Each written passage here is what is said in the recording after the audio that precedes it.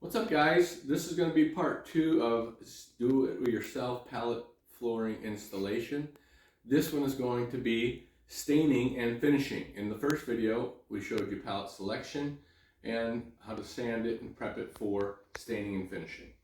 In this one, we're going to use several different stains, but before we do that, I want you to come in here and see the different thicknesses of the wood that we're going to be laying down. There's a variation in some of these, maybe an eighth of an inch. Now that's going to be fine for us because we're going to put down some rugs and some runners just because this is an outdoor area, so we're going to make sure that we don't want any moisture still to get on this or the subfloor underneath, even though the subfloor underneath is going to be prepared so that way if there is a slight moisture penetration, some snow runs off in between the slats as we put it down and you're walking it out, that you're not going to damage the floor. It's not going to be a long time exposure to wetness. So the first step we're going to do is we're going to choose a variation of stains. Now we've gone with the variation of stains between liquid and gel. So the nice thing about that is you're going to get some different colors. You're going to get some different let's see, we have 6 here that we used. Actually, we used 7 different ones. There's not there is some variation in the color. Even if we come in here and you see the difference here, maybe between oak and pine. Okay, so what we're dealing with is we have some yellow browns, we have some gray browns, we have some reddish browns, and so anyway, when you put these all together, even on the same pieces, you can see here, the color ends up being different. Okay, and so you'll see with these various pieces we have. Now, you're going to open these up. Obviously, if it's a liquid, you're going to want to stir that up to make sure you get the solids at the bottom. Then I've used a foam brush. We just dip it in there, we put it on any of these. Now some of these are still a little bit rough. So, that's the way we wanted it. If you wanted a really smooth surface, you're gonna have to sand it more. But we wanted more of a rough look. So beware, it might tear up your brush. You might go through a couple brushes, especially these foam ones.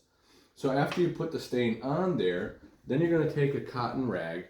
Now you can buy cotton rags from the store. They sell them in a bag. Or you could just use an old sock or an old t-shirt.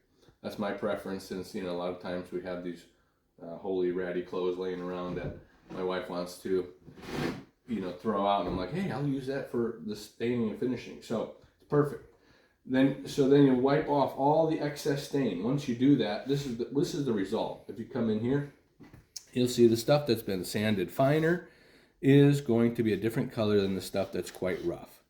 Now that's going to be great at the end when it's sealed and finished with a clear coat, because it's going to really pop, and especially when you put all these pieces together and lay them out on the floor, which we'll do in our next video, you'll see there's going to be quite a variation in textures and patterns and colors, and it's going to be